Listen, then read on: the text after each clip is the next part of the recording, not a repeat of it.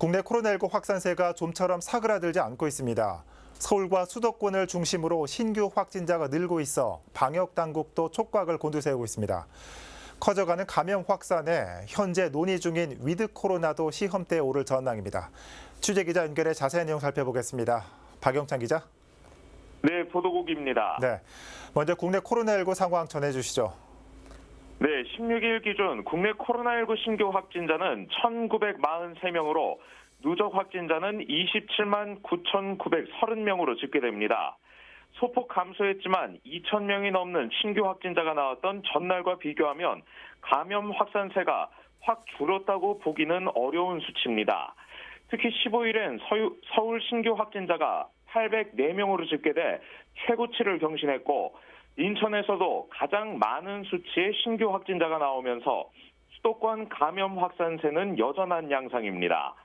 정부는 최근 이뤄진 부분적인 방역 완화 조치와 추석을 앞두고 유동 인구가 늘어난 것이 감염 확산의 주된 요인인 것으로 진단하고 있습니다.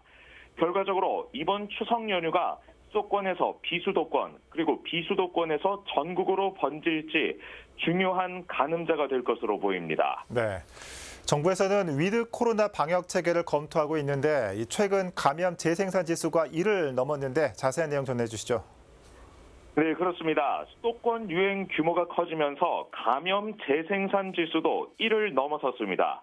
중대본은 지난달 15일부터 21일까지 0.99에서 0.98대를 오가던 감염 재생산 지수가 지난주 1.01을 기록했다고 밝혔습니다. 감염 재생산 지수는 감염자 1명을 통해서 추가 감염 유발 정도를 평가하는 지표인데 이 수치가 1을 기록하면 감염자 1명이 또 다른 1명의 추가 감염을 일으킬 수 있다는 뜻이어서 감염 확산의 중요한 척도가 되고 있습니다.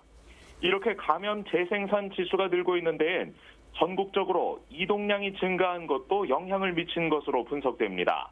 지난주 6일부터 12일까지 전국 주간 이동량을 분석한 결과 총 2억 3,302만 건이 집계돼 전주 대비 428만 건이 증가한 것으로 나타났습니다.